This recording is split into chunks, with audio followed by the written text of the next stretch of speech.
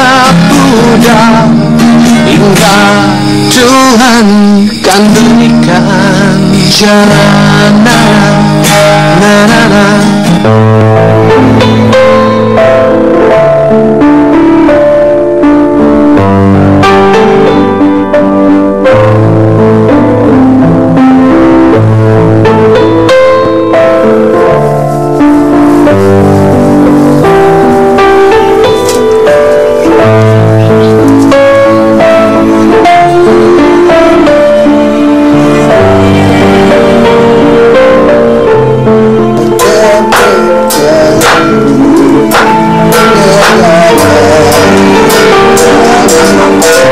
Anak adalah harta paling berharga bagi orang tua. Anak adalah amanah Tuhan yang semestinya dirawat dengan baik. Suatu kebanggaan jika seorang anak telah tumbuh dewasa. Begitupun bagi Kanem, perempuan 75 tahun ini.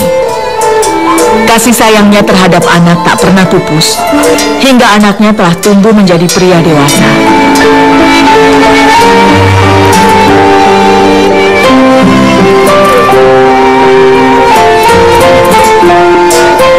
30 tahun sudah, kini usia Sutar. Sayangnya tingkah lakunya tak ubahnya seperti bocah kecil. Ada yang berbeda dengan kepribadian Sutar. Ia tak sebagaimana laki-laki seusia dirinya.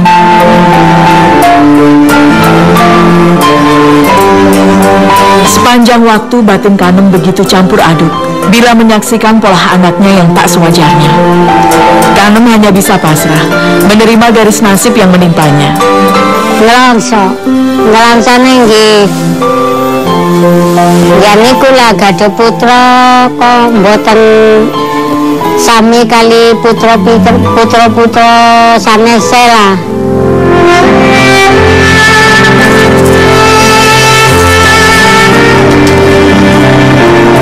Seperti apapun kondisi Sutar, ia berusaha tak mengurangi kadar kasih dan sayangnya kepada sang anak. Mungkin ada hikmah di balik segala nestapa yang ia alami. Aja mangka atus taline kuwi sapurung. Manusia tak pernah tahu rahasia Tuhan di balik garis nasibnya.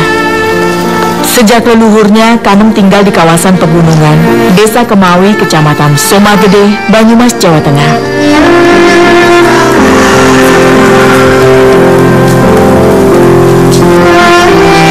Tradisi hidup di alam desa masih kental ia jalani setiap hari.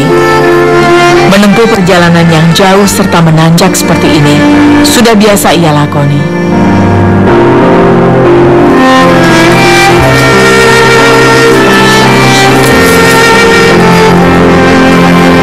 Ada rezeki yang harus ia jemput hari ini. Jauhnya jarak bukan halangan besar bagi Kanem. Toh sejak kecil, ia telah mengenal benar kondisi alam di sini. Kanem mencari penghidupan dengan mencari daun angkrik di pegunungan. Dulu, daun angkrik ia pergunakan sendiri untuk membungkus tempe buatannya. Namun sejak setahun terakhir ini, ia sengaja menjualnya. Jarak yang ia tempuh mencapai 3 hingga 4 kilometer. Jika musim hujan, perjalanan yang semula mudah tentu terasa sedikit sulit. Walau sudah terbiasa melewati jalan ini, ada kalanya Kanem terpeleset dan jatuh jika sedang jalan licin. Ini kesel lah, mripine nggih pating pendekel, teng wono niku sok napa lah, keplarak niku kelumah, niku banget tebih ya.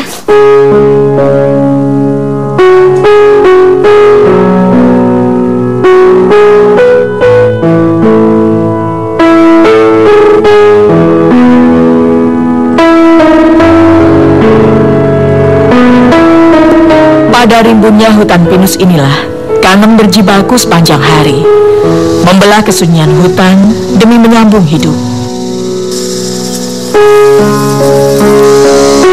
Jika masih di bawah, daun yang ia cari biasanya hanya sedikit, bahkan nyaris habis. Di bagian bawah pegunungan biasanya sudah ditanami beragam tanaman budidaya oleh para petani, sehingga daun liar yang ia butuhkan biasanya sudah dibuang.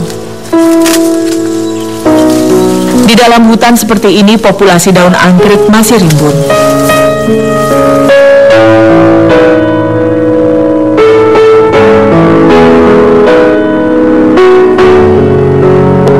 Daun anggrek memang sejenis tanaman liar. Tak banyak warga yang memanfaatkan tanaman rimpang seperti ini. Sebab fungsi dari daun anggrek pun tak begitu banyak diketahui. Daun ini bisa sebagai alternatif dari daun pisang. Daun pisang tentu memiliki harga yang lebih tinggi dibanding daun anggrek.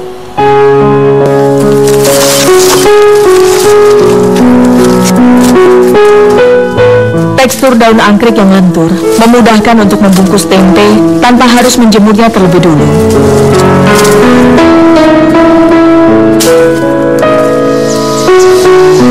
Kanem sudah hafal benar seperti apa bentuk daun anggrek yang ia butuhkan.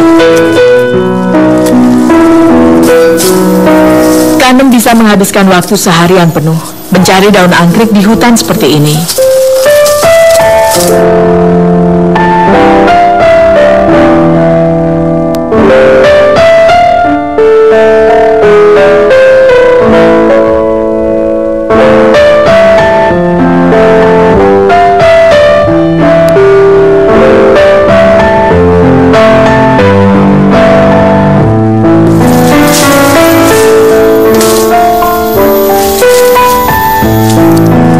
Bukan hanya daun ini yang harus ia petik, ada juga daun nyangku.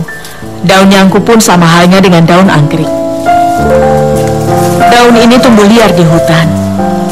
Daun nyangku memiliki tekstur daun yang lebih lembut lagi dibandingkan daun anggrek.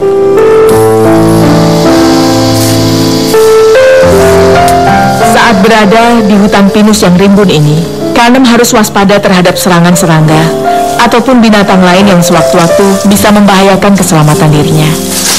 Lemut game pun kena tapi ular niku wonten sing semonten ageng ajenge mbok kula dikupas dipules wong terus sing pun nate ningali niku kok pun wonten sumune ngriki.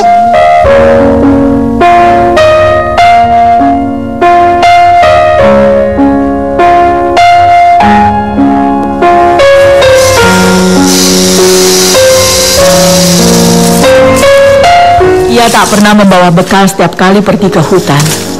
Sebab membawa makanan ataupun minuman justru akan merepotkannya dalam perjalanan.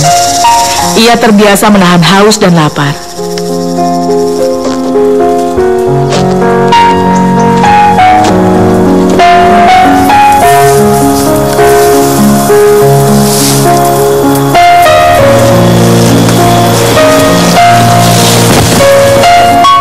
Saat letih mendera tubuh, istirahat sejenak dan sedikit racikan sirih ini sudah mampu mengobati lelah dan dahaga yang ia rasakan. Jika turun hujan pun tak menjadi penghalang bagi Kanem. Hanya satu yang ada dalam pikirannya, ia harus cepat dalam bekerja. Sebab jika terlalu lama, ia bisa kemalaman di hutan.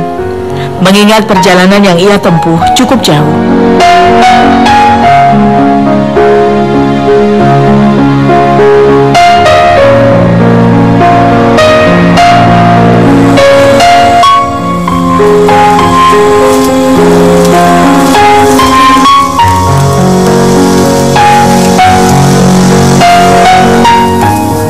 Waktu masih kecil, Sutar tak berbeda dengan anak-anak yang lain. Kanem tak tahu pasti apa penyebab mental Sutar yang menjadi terganggu. Sampai di usianya ini, Kanem tetap merawat Sutar, memperlakukannya seperti anak kecil.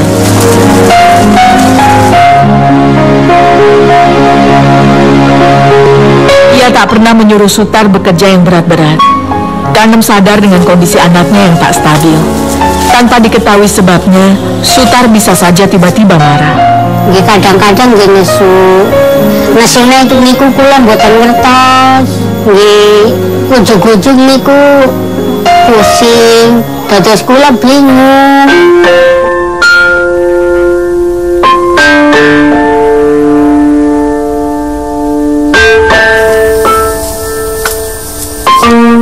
Sudah beberapa bulan ini Sutar selalu pergi ke hutan untuk memetik daun keji.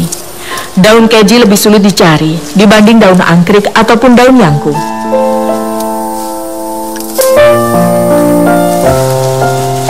Daun keji hanya tumbuh di kawasan pegunungan. Bahkan tak setiap warga kampung mengetahui seperti apa bentuk daun keji dan juga fungsinya.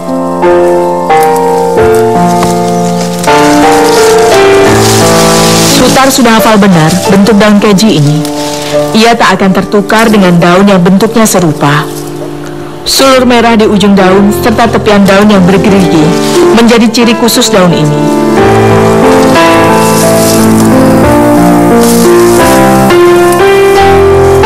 Daun keji atau biasa disebut dengan daun binalu api.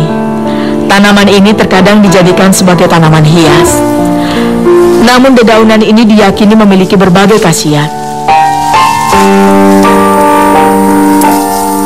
Kanem bersyukur, meski dalam kondisi tak normal, Sutar bisa sedikit-sedikit membantunya. Daun keji seperti ini pun atas inisiatif Sutar sendiri.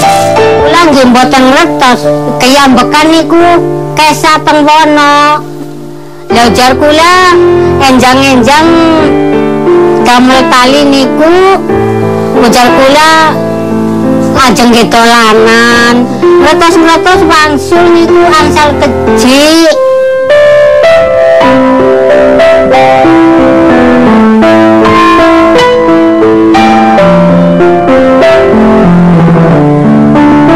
Entah berangkat dari kesadaran atau berjalan seiring naluri saja, Sutar terbiasa mencari kayu bakar di hutan. Kawasan ini merupakan hutan milik perhutani. Warga tak akan dilarang jika sekedar memanfaatkan hasilnya.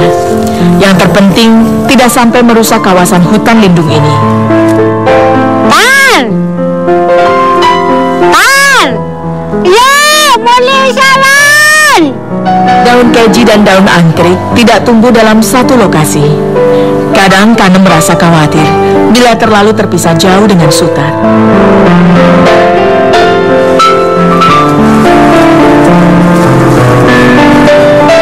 Ia menyadari kondisi sang anak. Kanem takut jika Sutar tersesat di hutan.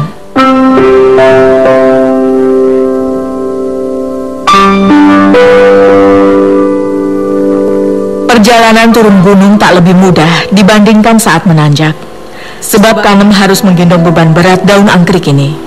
Ia harus berhati-hati jika tak ingin tergelincir.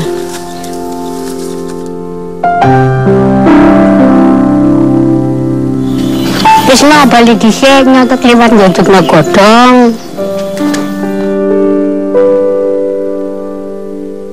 Di desa Kemawi, para pembuat tempe masih setia membungkus tempe buatannya dengan daun dan bukan dengan plastik. Tempe dengan bungkus daun dirasakan memiliki cita rasa yang lebih gurih dibandingkan dengan bungkusan plastik. Assalamualaikum. Salam.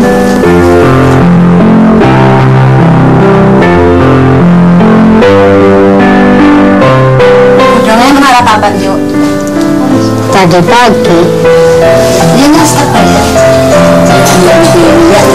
10 hingga 15 ribu rupiah, Kanem biasa memperoleh uang dari jerih payahnya mencari daun angkrik.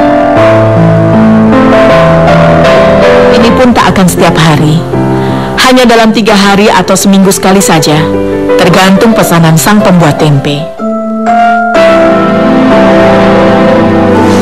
Moga-moga bisa gawe-gawe manu ya, kayak kesewean. Melihat kesibukan sang pembuat tempe, tergugah kembali ingatan Kanem. Dulu hari-harinya selalu disibukkan dengan mengolah kedelai dan membungkusnya menjadi tempe seperti ini. Ya kayaknya pamit.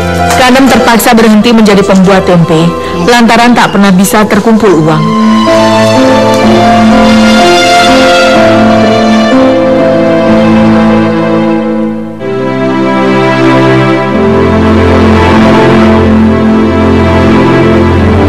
Begitu sulit bagi Kanem mengupayakan nafkah.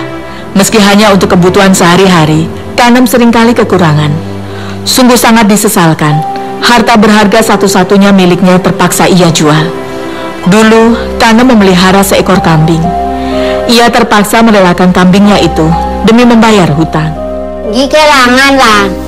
Teman niku ngucali ramban, nengok kandang mindan niku mboten wonten isine nggih kula kayong-kayonge kepripun lah. Yang penting apa yang saya lakukan bisa bermanfaat masyarakat.